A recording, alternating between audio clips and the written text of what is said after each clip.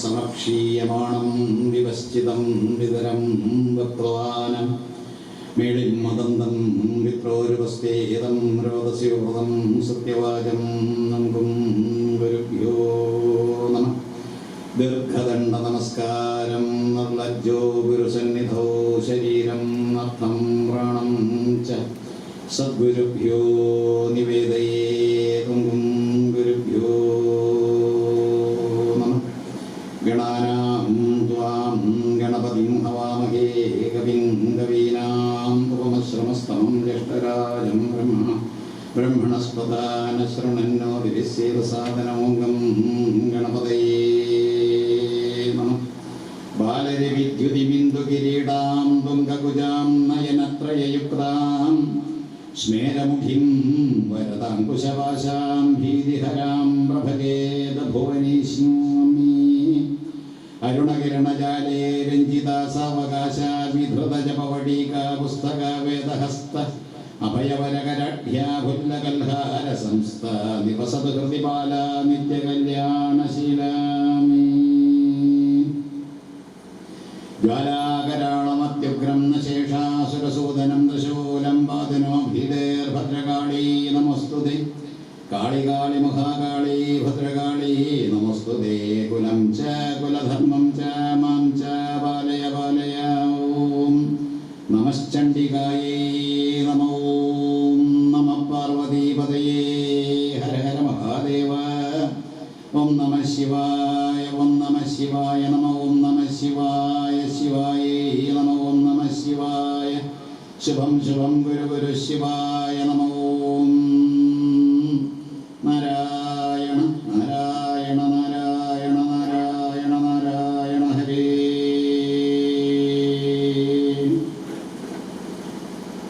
ഈ വർഷവും പ്രതിസന്ധികൾ അധികം ഉണ്ടെങ്കിൽ തന്നെ നവരാത്രി ആഘോഷങ്ങൾ നടത്താമെന്ന് അധ്യക്ഷവേദി അലങ്കരിക്കുന്ന നമ്മുടെ സ്വാമിജി നിശ്ചയിച്ചു. അത് ഭഗവതിച്ഛ. അത് പ്രകാരം നിർബാധം നടക്കാൻ അമ്മ അനുവദിക്കട്ടെ, അനുഗ്രഹിക്കട്ടെ എന്ന് പ്രാർത്ഥിക്കുന്നു. ഉദ്ഘാടനം നടത്തിയ പൂജനീയ പ്രജ്ഞാനന്ദ സ്വാമികൾ തീർത്ഥവാദ പരമ്പരയിൽപ്പെട്ട അമൂല്യ വ്യക്തിത്വത്തിൻ്റെ ഉടമയാണ്. പശുക്കളെ വളർത്തുകയും പശുവിൻ്റെ പ്രാധാന്യം വളരെ ഉദ്ഘോഷിക്കുകയും അത്തരത്തിൽ എല്ലാ കാര്യങ്ങളും പശു സനാതന ധർമ്മത്തിൻ്റെ ഒരു പ്രതീകമാണ്. ആദ്യം ഇന്ത്യൻ നാഷണൽ കോൺഗ്രസ് മുഖംപച്ചകാളയെ ആദരിച്ച പോലെ പിന്നാലെ പശുവിനെയും കിടാവിനെയുമാണ് ചിഹ്നമായിട്ട് സ്വീകരിച്ചത്. പശുവിൻ്റെ പ്രാധാന്യം, കാളയുടെ പ്രാധാന്യം, ഇത് കർഷകരായിട്ടുള്ള ഭാരതീയർ പണ്ട് മുതൽക്കേ കൊണ്ടാടുന്ന ഒരു പ്രത്യേകതയാണ്. ആ വിഷയത്തിലേക്കൊന്നും കടക്കാതെ ഉദ്ഘാടനം ചെയ്തു തന്ന പൂജനീയ പ്രജ്ഞാനന്ദ സ്വാമികളിൽ ആ പേരിൽ അടങ്ങിയിരിക്കുന്ന പ്രജ്ഞാനം നമ്മുടെ സംസ്കാരത്തെ സംബന്ധിച്ചിടത്തോളം 4 മഹാവാക്യങ്ങളാണ്. അതിൽ ശ്രേഷ്ഠമായിട്ടുള്ളൊരു മഹാവാക്യം തന്നെയാണ് പ്രജ്ഞാനം ബ്രഹ്മ. പ്രകർഷേണ നമ്മുടെ ജ്ഞാനം, അറിവ്, അത് പ്രകർഷേണ അത് ശക്തമായ രീതിയിൽ കൊണ്ടുവരണം. വെറും അറിവല്ല, തിരിച്ചറിവ് വേണം, വേർതിരിച്ചറിവ് വേണം, വിവേകം വേണം.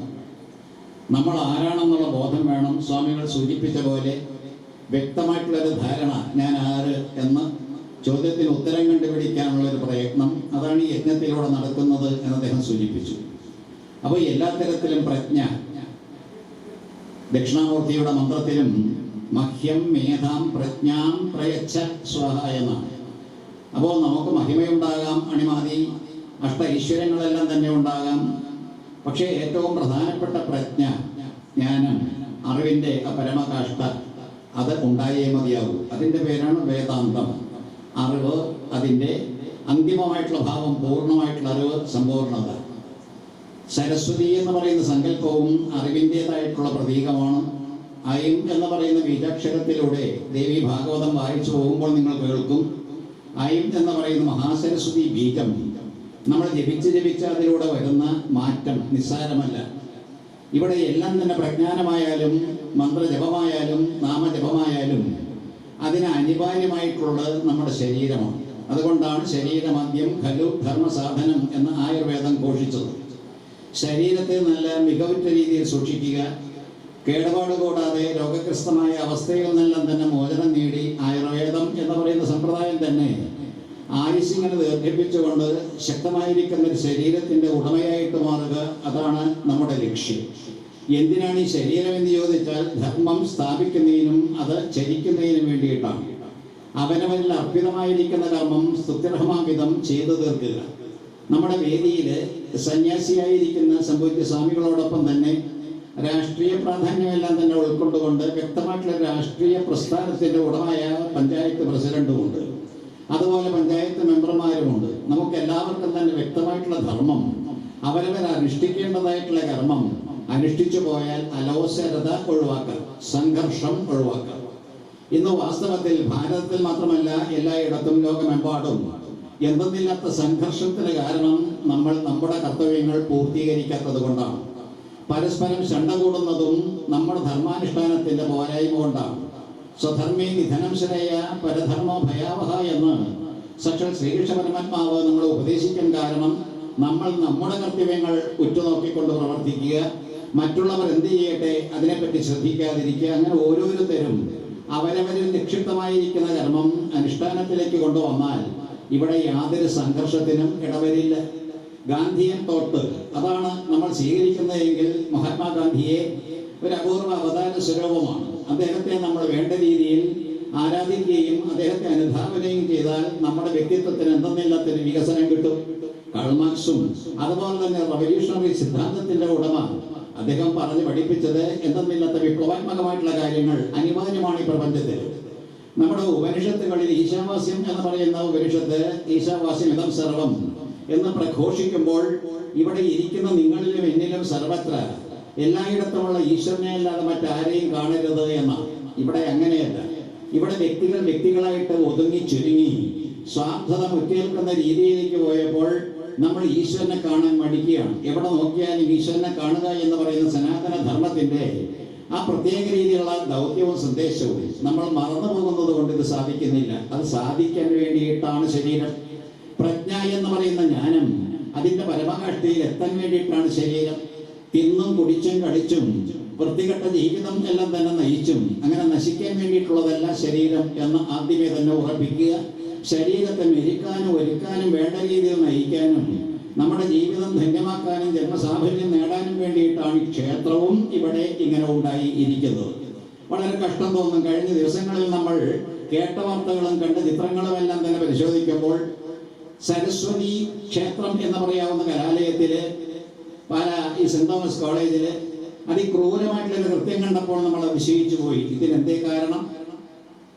എന്തുകൊണ്ട് ഒരു സാധു സ്ത്രീയുടെ കഴുത്തിലേക്ക് കുത്തിക്കയറ്റാൻ, ഒരു കത്തി കുത്തിക്കയറ്റാൻ ഇയാൾക്ക് സാധിച്ചു? എന്തുകൊണ്ട് ഇത്തരത്തിലൊരു ദുഷിച്ച പരിണാമം നമ്മളിൽ സംഭവിച്ചു എന്ന് ചോദിച്ചാൽ അവരുടെ മനസ്സിന്റെ അധപ്പതിച്ച അവസ്ഥയാണ്. ഇന്ന് വളരെയേറെ നമ്മൾ പുകഴ്ത്തി പറയും. നമ്മളെല്ലാവരും തന്നെ ഉന്നത നിലവാരം പുലർത്തുന്നവരാണ്. വിദ്യാഭ്യാസ രംഗത്ത് മാത്രമല്ല ശാസ്ത്രീയ രംഗത്തുമെല്ലാം തന്നെ അത്യുന്നത പദവി അലങ്കരിക്കുന്നവരാണ് എന്ന അഭിമാനത്തോടു കൂടി പറയുമ്പോഴും നമ്മൾ ഒരു കാര്യത്തിൽ വളരെ പിന്നോക്കം പോയിരിക്കുകയാണ്. മനസ്സിന്റെ കാര്യത്തിൽ മനസ്സ് ദുഷിച്ച് അതിനെ ദുഷിപ്പിച്ച് പ്രത്യേകിച്ച് മനസ്സിന്റെ സ്വസ്ഥതയെല്ലാം തന്നെ നഷ്ടപ്പെടുത്തി മസ്തിഷ്കത്തിലൂടെ കടന്നു വരേണ്ട പ്രജ്ഞാനം അതില്ലാതെയാക്കി എല്ലാ തരത്തിലും ഒരു അബോധാവസ്ഥയോ അർത്ഥബോധാവസ്ഥയോ അല്ലെങ്കിൽ വൃത്തികെട്ട മാനസിക സ്ഥിതിയോ ഇതെല്ലാം തന്നെ വാർത്തെടുത്തുകൊണ്ട് കലുഷിതമായിട്ടുള്ള അന്തരീക്ഷം സൃഷ്ടിക്കുന്ന രീതിയിലേക്ക് നാം അധപ്പതിക്കാൻ കാരണം മനസ്സിന്റെ ഉന്നത നിലവാരത്തിലേക്ക് നമ്മൾ എത്താത്തത് കൊണ്ടാണ്. ഒരു ചെറിയ കാര്യം ഞാൻ പറയാൻ ആഗ്രഹിക്കുന്നത്, വാൽമീകി മാനിഷാദ എന്ന് പറഞ്ഞത് അരുതേ കാട്ടാള എന്ന് സാമാന്യാർത്ഥം. ഏതായാലും മാനിഷാദ എന്ന് വാൽമീകി പറഞ്ഞത് വാൽമീകി ആയതിനു ശേഷമാണ്. നേരെ മറിച്ച് അദ്ദേഹം കാട്ടാളായിരുന്നപ്പോൾ അദ്ദേഹത്തിന്റെ പേര് രത്നാകരൻ എന്നാണ്. നമ്മൾ എല്ലാവരും തന്നെ വാസ്തവത്തിൽ ജീവിതം തുടങ്ങുന്നത് കാട്ടാളത്വത്തിൽ നിന്നാണ്, അല്ലെങ്കിൽ പശു സ്വഭാവത്തിൽ നിന്നാണ്, അല്ലെങ്കിൽ മൃഗഭാവത്തിൽ നിന്നാണ്. അത്തരത്തിൽ ഏറ്റവും തരംതാണ അവസ്ഥയിൽ നമ്മൾ ഉയർന്നു വരുമ്പോൾ നമ്മൾ ഈ രത്നാകരൻ പ്രകാരം വാൽമീകിയായോ ആ അവസ്ഥയിൽ പറയാം അരുതേ കാട്ടാള. അപ്പൊ എത്രയോ അനിവാര്യമായിട്ടുള്ള സംഗതി നമ്മൾ കാട്ടാളിത്തത്തിൽ നിന്ന് അല്ലെങ്കിൽ തമസിൽ നിന്ന് അല്ലെങ്കിൽ അജ്ഞതയിൽ നിന്ന് ജ്ഞാനത്തിലേക്ക് വരിക, ഇരുട്ടിൽ നിന്ന് വെളിച്ചത്തിലേക്ക് വരിക. അതാണ് വേദം ഉദ്ഘോഷിച്ചത്. നമ്മൾ തമസോമ ജ്യോതിർഗമയ എന്നും അസതോമ സദ്ഗമയ എന്നും എല്ലാം തന്നെ പറയുന്ന ആഹ്വാനം. നമ്മൾ എല്ലാവരും തന്നെ ഇരുട്ടിൽ നിന്ന് വെളിച്ചത്തിലേക്ക് പോരുക എന്ന് പറഞ്ഞാൽ ജ്ഞാനത്തിന്റെ സമ്പാദനമാണ്. നമുക്ക് ഇട്ടുകിട്ടിയിരിക്കുന്ന ക്ഷേത്രങ്ങളും പള്ളികളും അതുപോലുള്ള ആരാധനാലയങ്ങളും എല്ലാം തന്നെ സങ്കുചിതമായിരിക്കുന്ന പ്രവണത വളർത്തുന്നതിന് വേണ്ടിയിട്ടല്ല, അതിലൂടെ നമുക്ക് കിട്ടേണ്ടത് എന്തെന്നില്ലാത്ത ഒരറിവാണ്. അപ്പൊ എല്ലാ തരത്തിലും അറിവിന്റെ പാത, അതാണ് ഈ സരസ്വതി ക്ഷേത്രം നമ്മളുടേത്. ബൈബിളിലും ക്രിസ്തുദേവൻ പറയുന്നുണ്ട്, I am the light, I am the path, I am the truth, he who followeth me walketh not in darkness എന്ന്. അപ്പൊ ഇരുട്ടിൽ തപ്പിത്തടയാതിരിക്കണമെങ്കിൽ തമസ്സുകൊണ്ട് ആവൃതമായിരിക്കുന്ന, അതായത് ജ്ഞാനമില്ലാത്ത, അതായത് അജ്ഞാനത്തിൽ പൂണ്ടുകിടക്കുന്നൊരവസ്ഥയ്ക്ക് ആർത്തി വരണമെങ്കിൽ നിങ്ങൾ എന്റെ കൂടെ വരിക എന്ന്.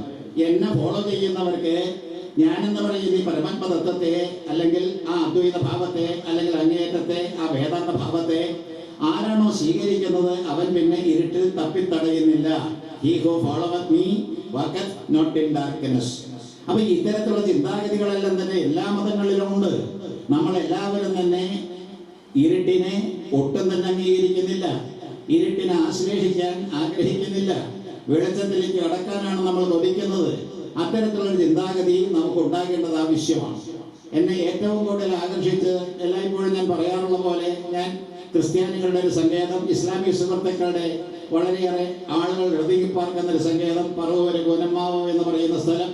അപ്പൊ അവിടെ നിന്ന് വരുമ്പോൾ സ്വാഭാവികമായിട്ടും ഇതര മതസ്ഥരുടെ കാര്യങ്ങളെല്ലാം തന്നെ ഗ്രഹിക്കാനും ചെറുപ്പകാലം മുതൽ അതെല്ലാം തന്നെ കണ്ടുപഠിക്കാനും ഇവിടെ ഉണ്ടായിട്ടുള്ളൊരു വ്യക്തി എന്നുള്ള നിലയിൽ ബൈബിൾ ആദ്യത്തെ കാലഘട്ടത്തിൽ ഞാൻ നോക്കുമ്പോൾ എന്നെ ആകർഷിച്ചത്, മരിച്ചവർ മരിച്ചവരെ അടക്കം ചെയ്യട്ടെ, നീ നിത്യജീവന് വേണ്ടിയിട്ടുള്ളതാണെങ്കിൽ എൻ്റെ കൂടെ വരിക എന്ന്. വേറെ തരത്തിൽ സുവിശേഷം പറയുന്നുണ്ട്, ശവം ശവത്തെ അടക്കം ചെയ്യട്ടെ, നീ നിത്യജീവന് വേണ്ടിയിട്ടുള്ളതാണെങ്കിൽ എൻ്റെ കൂടെ വരിക. അവിടെയെല്ലാം തന്നെ നിതാന്തമായിട്ടുള്ള നിത്യമായിട്ടുള്ള ഈശ്വരതത്വത്തെ, പരമാത്മതത്വത്തെ പ്രഖ്യാപിക്കുകയാണ് ക്രിസ്തുദേവൻ. നമ്മൾ എല്ലാവരും അന്വേഷിക്കേണ്ടതാണ്. അപ്പോൾ കത്തിയും കൊണ്ടുവരുന്ന ഒരു പെൺകുട്ടിയുടെ കഴുത്തിൽ ആഴ്ത്താൻ അത്തരത്തിലുള്ള ദുഷിച്ചൊരു ചിന്താഗതി നമുക്കുണ്ടാകുകയില്ല. കാരണം എന്താ? നമ്മൾ അത്യാനന്ദത്തിലേക്ക് കടന്ന് അങ്ങേറ്റ അമൂല്യമായിരിക്കുന്ന ആധ്യാത്മിക സത്ത അതെല്ലാം തന്നെ ഉൾക്കൊണ്ടുകൊണ്ട് വളർന്നു കഴിയുമ്പോൾ നമ്മൾ പൈശാചികമായിട്ടുള്ള പ്രവർത്തികളിൽ നിന്നെല്ലാം തന്നെ പിന്നോക്കം പോരും, തീർച്ചയായിട്ടും പോരും. ഒരു കൊച്ചുകുട്ടിയെ ചുറ്റികൊണ്ട് തല്ലിക്കൊല്ലുക, ഒരു ബന്ധു, ഇതെല്ലാം നിങ്ങൾ അടുത്ത ദിവസങ്ങളിൽ പത്രത്തിൽ കണ്ടതാണ്. അപ്പൊ എപ്പോഴെല്ലാം നമ്മൾ പത്രം എടുക്കുകയോ അല്ലെങ്കിൽ വാർത്ത കേൾക്കുകയോ ചെയ്യുമ്പോൾ നമുക്ക് കാണാൻ കഴിയുന്ന ഇത്തരത്തിലാണ് വൃത്തികെട്ട മലീമസമായിരിക്കുന്ന ചിന്താഗതികൾ വളർന്നു വരുന്ന ഒരു കാലഘട്ടം. ഇതിനെന്തായാലും പരിഹാരം? കള്ളം കഞ്ചാവുമെല്ലാം തന്നെ വളർന്നു വരികയാണ്, അതിന്റെ സങ്കേതങ്ങൾ വർദ്ധിച്ചു വരികയാണ്. ഉന്നതന്മാർ പോലും അതിന്റെ പിന്നാലെ പോയിട്ട് പിടിയിൽ ആകുന്ന ഒരു ഏറ്റവും സങ്കടകരമായിട്ടുള്ള ഒരു അവസ്ഥയും നമ്മൾ കാണുന്നുണ്ട്. എന്തുകൊണ്ട് ഇത് വരുന്നു എന്ന് ചോദിച്ചാൽ, നമ്മൾ മനസ്സിനെ മെലിക്കാൻ ശ്രമിക്കുന്നില്ല. മനസ്സാണ് എല്ലാത്തിനും കാരണം, മനസ്സ്. അപ്പൊ ഈ മനസ്സ് എന്ന് പറയുന്ന മനയേവ മനുഷ്യാണം കാരണം ബന്ധമോക്ഷയോ എന്ന് ഗീതയിൽ പറയുന്ന രീതിയിൽ നിങ്ങളുടെ മനസ്സ്, എന്റെ മനസ്സ്, അതിനെ വേണ്ട രീതിയിൽ മെരിക്കാനുള്ള ഉത്തരവാദിത്വം നമുക്കുണ്ട്. ഈ കെട്ടിയിരിക്കുന്ന ശരീരത്തിൽ കുടികൊള്ളുന്ന മനസ്സിനെ, അല്ലെങ്കിൽ എന്റെ മനസ്സ് എന്ന് ഞാൻ പറയുന്ന, സ്വാമിജി പറഞ്ഞു, എന്റെ മനസ്സ്, എന്റെ ശരീരം, എന്റെ ബുദ്ധി, എന്റെ എന്റെ എന്റെ അവിടെയെല്ലാം തന്നെ മാറി നിൽക്കുന്ന ഞാനെന്ന് പറയുന്ന ഈ ഏകസ്വരൂപം, ആ മനസ്സിനെ വളരെ നല്ല രീതിയിൽ നിയന്ത്രിക്കാൻ കഴിഞ്ഞാൽ നമുക്ക് വാസ്തവത്തിൽ ഇത്തരത്തിൽ വൃത്തികെട്ട പ്രവൃത്തികളിൽ നിന്നെല്ലാം തന്നെ മുക്തരാകാം. അതാണ് മുക്തി. വളരെ നല്ല രീതിയിൽ നിങ്ങൾ ചിന്തിക്കാൻ വേണ്ടി ഒരു വിഷയവും കൂടി എടുത്തിട്ട് ഞാൻ പറയാം. സാൽവേഷൻ എന്ന ഇംഗ്ലീഷ് ഭാഷ, മുക്തി എന്ന് ഈ പറയുന്ന നമ്മൾ മലയാളത്തിലും അല്ലെങ്കിൽ സംസ്കൃതത്തിലൊക്കെ മുക്തി എന്നിങ്ങനെ പറയും. മോക്ഷം എന്ന് വേറൊന്ന്, നിർവ്വാണം. അപ്പൊ ഈ നിർവ്വാണം, മോക്ഷം, മുക്തി അല്ലെങ്കിൽ സാൽവേഷൻ എന്നെല്ലാം പറയുമ്പോൾ അതെന്താണപ്പാ എന്ന് ചോദിച്ചാൽ, നമ്മൾ അവിടെ ഇരുന്നുകൊണ്ട്, നിങ്ങളും ഞാനും ഇവിടെയും അവിടെയും ഇരുന്നുകൊണ്ട്, സ്വസ്ഥമായിട്ട് കസേരയിൽ കുത്തിയിരുന്നുകൊണ്ട് അല്പനിമിഷമെങ്കിലും നാം നമ്മുടെ മനസ്സിനെ നിയന്ത്രിച്ചുകൊണ്ട്, സുന്ദരമായിരിക്കുന്ന ആ മനസ്സിനെ ഉപയോഗിച്ചുകൊണ്ട് ദുർവികാരങ്ങളും ആ വികാരങ്ങളുമെല്ലാം തന്നെ കെട്ടടങ്ങിയ ഒരു ഭാവത്തിലേക്ക് വന്നാൽ, സ്വസ്ഥമായിരിക്കുന്ന ഒരു ചിത്തത്തിന്റെ അധിപനായി കഴിഞ്ഞാൽ കിട്ടുന്ന അമൃതാനുഭൂതി, അത് തന്നെയാണ് മോക്ഷം. അതായത് ഞാനോ സ്വാമിയോ എല്ലാം തന്നെ മരിച്ചതിന് ശേഷം നിങ്ങൾ കുഴിയെടുത്ത് കുഴിച്ചിടുന്നതല്ല സമാധി. നമ്മൾ ഇപ്പോൾ കാണുന്ന സമാധി എന്ന് പറഞ്ഞാൽ, ആരെങ്കിലും മരിച്ചാൽ യാക്കോബായ സുറിയാനികളുടെ ഇടയിലും ഇത്തരത്തിൽ സമാധി ഇരുത്തുന്നതിന് തുല്യമായിട്ടുള്ള പ്രയോഗം കാണാം. മരിച്ചു കഴിഞ്ഞാൽ ചമ്രപ്പടിഞ്ഞിരിക്കുന്ന കസേരയിലിരുത്തിക്കൊണ്ട് ഭക്ഷണപ്രദക്ഷിണവും എന്നിട്ട് കൊണ്ടുപോയി പറയുന്ന കവറിൽ അടക്കുന്ന രീതിയും ഇതെല്ലാം തന്നെ സമാധി എന്ന് പറയാൻ നിവർത്തിയില്ല. മരിക്കുന്നതിന് മുമ്പ് നമ്മൾ സാധിക്കേണ്ടതാണ്. നിങ്ങൾ കേട്ടാവോ, ഇവിടെ ഇരിക്കുന്നവരെ സരസ്വതി ക്ഷേത്രത്തിൽ വന്ന് സരസ്വതി ദേവിയെ ആരാധിച്ച് നമ്മൾ ജീവിച്ചിരിക്കുമ്പോൾ നമ്മൾ ശരീരത്തിൽ ഇരുന്നു കൊണ്ട് സമാധി അടയണം. സമാധി അടയുക എന്ന് പറയുന്നത് ആ രീതിയാണ്. ശ്രീകൃഷ്ണ ഭഗവാൻ സാധിച്ചതാണ്. ക്രിസ്തുദേവൻ കുരിശിൽ കടന്നുകൊണ്ട് ഏലി ഏലി രാമസഭക്താനി എന്ന് പറഞ്ഞുകൊണ്ട് എന്റെ ശരീരത്തിൽ നിന്ന് ഈ പാത്രത്തിൽ നിന്ന് എന്നെ വിടർത്താൻ പറയുന്നത് ഒരു സമാധി ഭാവത്തിലാണ്.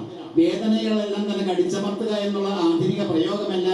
അദ്ദേഹത്തിന് വേദന ഇല്ലാത്തൊരവസ്ഥമാണ്. കാരണം ശരീരം അദ്ദേഹത്തിൻ്റെത് എങ്കിൽ തന്നെ ശരീരവുമായിട്ട് വിട്ടുകഴിഞ്ഞു. അങ്ങനെ ശരീരത്തെ വിട്ടിട്ട് അതിൽ നിന്ന് വിടുതൽ നേടിയിട്ട് പീഡനങ്ങളും ചട്ടവാറിന്റെ അടിയുമെല്ലാം തന്നെ കൊള്ളുമ്പോഴും അതെല്ലാം തന്നെ സഹിക്കുക എന്നുള്ള വാക്കല്ല അവിടെ പ്രയോഗിക്കേണ്ടത്. എന്തെന്നില്ലാത്ത സമാധിഭാവത്തിൽ പുഞ്ചിരിച്ചുകൊണ്ട് ഇവർ ചെയ്യുന്നു ഇവർക്കറിയില്ല എന്നുള്ള മട്ടിൽ അതേ രീതിയിൽ ആസ്വദിക്കുന്ന ഒരു മനസ്ഥിതിയുണ്ട്. അതാണ് സമാധി, ഒരു മനസ്ഥിതി.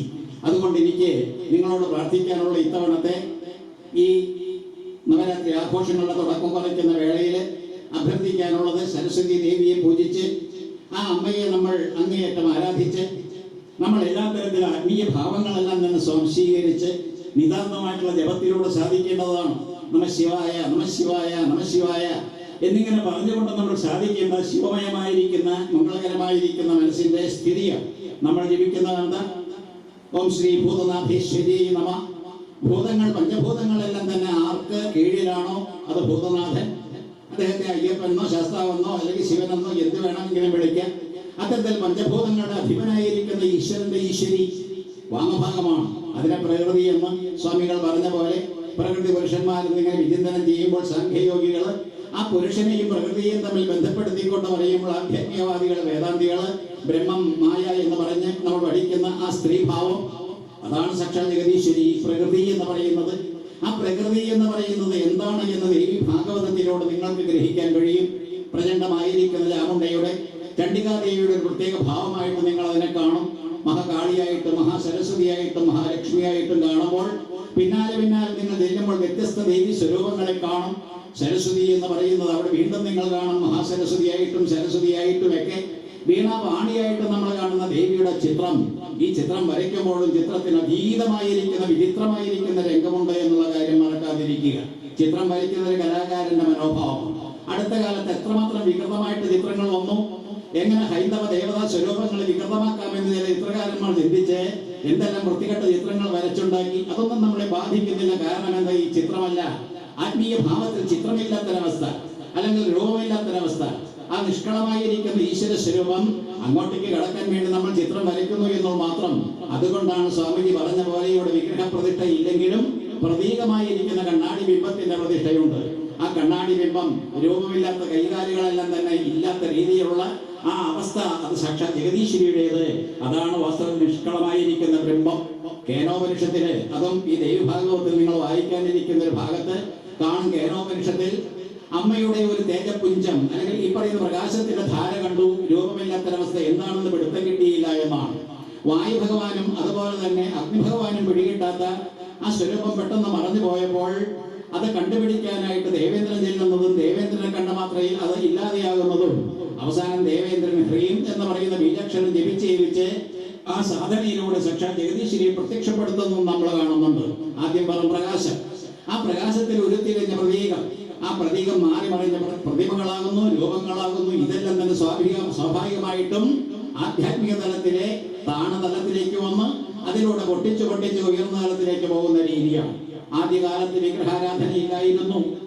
വേദങ്ങളെല്ലാം തന്നെ ഇവിടെ നല്ല രീതിയിൽ ആടിക്കൊണ്ട് നടക്കുന്ന സന്ദർഭത്തില് വിഗ്രഹപ്രതിഷ്ഠയില്ല, ക്ഷേത്രങ്ങളില്ല. അത് പാശ്ചാത്യ നാടുകളായാലും പൗരസ്ദേശത്തായാലും വിഗ്രഹങ്ങളില്ലാത്തൊരു കാലഘട്ടം. കാരണം വിഗ്രഹങ്ങൾക്ക് പ്രസക്തിയില്ല. പിന്നാലെ ഈ വിഗ്രഹങ്ങളെല്ലാം തന്നെ വരാൻ കാരണം മനുഷ്യന്റെ മനസ്സിന്റെ ശക്തമായിട്ടുള്ള ഭാവമെല്ലാം തന്നെ ചോർന്നു പോയിട്ട് ഈശ്വരാരാധനയ്ക്ക് എന്താ മാർഗമെന്ന് കണ്ടിട്ടാണ് അവനവന്റെ രൂപത്തിൽ വിഗ്രഹങ്ങൾ ഉണ്ടാക്കിയത്. അതിൽ പശുവിന്റെ രൂപവും അല്ലെങ്കിൽ ഈ പറയുന്ന കുരങ്ങിന്റെ രൂപവും അല്ലെങ്കിൽ സിംഹത്തിന്റെ രൂപവും ഒക്കെ കടന്നു വന്നു എന്ന് മാത്രം. അപ്പോൾ രൂപങ്ങളും അത്തരത്തിലുള്ള കാര്യങ്ങൾ കടന്നു വന്നപ്പോൾ നാമങ്ങളും കടന്നു വന്നു. ഈ നാമരൂപങ്ങളെല്ലാം തന്നെ വന്നപ്പോഴാണ് നമ്മൾ ഈ ക്ഷേത്രങ്ങൾക്ക് രൂപഭാവങ്ങൾ നൽകി. അത്തരത്തിലെ ക്ഷേത്രങ്ങളുണ്ടായി, വിഗ്രഹങ്ങളുണ്ടായി. പക്ഷേ ഈ വിഗ്രഹങ്ങളെല്ലാം തന്നെ തച്ചുടയ്ക്കുന്നവനാണ് യഥാർത്ഥ ഹിന്ദു. അപ്പോൾ വിഗ്രഹങ്ങളെല്ലാം തന്നെ വാർത്തുണ്ടാക്കി വെച്ച് അതിനെ പൂജിച്ചുകൊണ്ട് കാലം കഴിച്ചു കൂട്ടലല്ല നമ്മുടെ ധർമ്മം. അവസാന സമയത്ത് ഈ വിഗ്രഹങ്ങളെയെല്ലാം തന്നെ ഉടച്ചു കളയണം. അവസാന ഭാഗത്ത് ബൈബിളും ഖുറാനും അതുപോലെ ഈ പറയുന്ന ഭഗവത്ഗീതയും ഇതെല്ലാം തന്നെ സമന്വയിപ്പിച്ച് ഒന്നാകുന്ന രീതിയിലേക്ക് വരണം. ഇല്ലെങ്കിൽ മനുഷ്യജീവിതം അർത്ഥശൂന്യമാണ്. അപ്പോൾ നമ്മളെ സംബന്ധിച്ചിടത്തോളം ക്ഷേത്രങ്ങളുടെ പ്രസക്തി ഒരു പരിധിവരെ മാത്രമേ ഉള്ളൂ. ആ ക്ഷേത്രമാണ് നമ്മുടെ ക്ഷേത്രം എന്ന് പറയുന്ന ശരീരം. ഈ ശരീരം ഉടച്ചു കളയാനുള്ളതാണ്. ഈ ശരീരമാകുന്ന ക്ഷേത്രം അതിൽ കുടികൊള്ളുന്ന ഈശ്വരനെ ക്ഷേത്രജ്ഞൻ എന്ന് പറഞ്ഞുകൊണ്ട് നമ്മൾ ആരാധിക്കുമ്പോൾ അതിലൂടെ കടന്നു വരുന്നത് ബൈബിളിൽ സുന്ദരമായിട്ടുള്ള പ്രയോഗമുണ്ട്. അതായത് ഈ സ്വർഗസ്ഥനായ പിതാവേ അങ്ങയുടെ രാജ്യം വരയണമേ എന്നെല്ലാം പ്രാർത്ഥിച്ചുകൊണ്ട് സ്വർഗരാജ്യം നിന്നിലാകുന്നു എന്ന് പറഞ്ഞ് ആരാധകരായിട്ടുള്ള അല്ലെങ്കിൽ അനുവാചകരായിട്ടുള്ള ഭക്തജനങ്ങളുടെ ഹൃദയത്തിലാണ് ഈ പറയുന്ന സ്വർഗരാജ്യം എന്ന് വളരെ ശക്തമായിട്ടുള്ള ഭാഷയിൽ പറഞ്ഞ് അവിടെയാണ് നിന്റെ ഈശ്വരൻ. നിങ്ങൾ സ്വസ്ഥമായിട്ട് ഏകാന്തതയിൽ ഇരുന്ന് പ്രാർത്ഥിക്കാൻ പറയുന്നുണ്ട്. ഇതെല്ലാം തന്നെ വ്യതിചലിക്കപ്പെട്ടു. നമ്മൾ എല്ലാ മതങ്ങളും വികൃതമാക്കപ്പെട്ടു. കാരണം എന്ന സ്വാർത്ഥ പൂർത്തീകരണത്തിന് വേണ്ടി വൃത്തികെട്ട പ്രസ്ഥാനങ്ങളെല്ലാം തന്നെ കടന്നു വന്നു. അപ്പൊ എല്ലാ തരത്തിലും നമ്മൾ ആത്മീയ സാധന അനുഷ്ഠിച്ചുകൊണ്ട് പ്രജ്ഞാനം എന്ന് പറയുന്ന ഞാനൊരു വാക്ക് ആ വാക്കിനെ ചുറ്റിപ്പറ്റിയാണ് പറയുന്ന മുഴുവൻ. പ്രജ്ഞാനന്ദ സ്വാമികൾ ചട്ടമ്പിസ്വാമി തിരുവടികളുടെ പരമ്പരയിൽ ദീർഘപാത പരമ്പരയിൽപ്പെട്ട ചട്ടമ്പിസ്വാമി തിരുവടികളെ ആർക്കും അധികം അറിയാതെ പോയി. അതിന് കുറ്റക്കാരൻ നമ്മൾ തന്നെയാണ്. അപ്പൊ എല്ലാ തരത്തിലും അദ്ദേഹത്തിന്റെ പരമ്പരയിൽപ്പെട്ട ഈ സ്വാമികളുടെ ആ പ്രജ്ഞാനം എന്ന് പറയുന്ന വാക്ക് നമ്മളെ കൊണ്ടുവന്ന് എത്തിക്കുന്നത് പ്രകർഷണയുള്ള ജ്ഞാനം കിട്ടിയാൽ നമ്മൾ തൃണവൽഗണിച്ച് പുല്ലുപോലെ ഈ ശരീരത്തെ അവഗണിച്ച് അതിനെ തള്ളിക്കളയും. അതാണ് ആധ്യാത്മികത. അപ്പോൾ ശരീരത്തെ കൊണ്ടുനടന്ന് അവസാനം വരെ കൊണ്ടുനടന്ന് ആ ശരീരം കൊണ്ട് നേടേണ്ട നേട്ടങ്ങളെല്ലാം തന്നെ കൈവരിച്ച് അവസാനം അതിനെ ത്യജിക്കുക എന്ന് പറയുന്ന ആധ്യാത്മികത.